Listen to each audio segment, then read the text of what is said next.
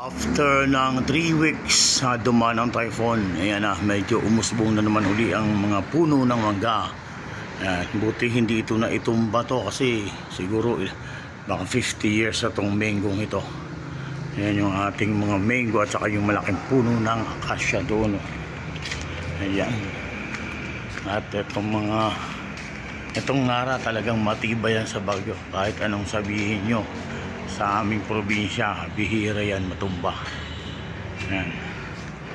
Ito yung mga Aragao ni Brad totoo for sale yan, ha, sa mga gustong bumili ng mga mahilig sa plantitas. Punta kayo rito sa aming lokal. At ang aking kapatid ay maraming binebentang mga plantitas. Yan mga bonsai, napakadaming bonsai dito. Okay.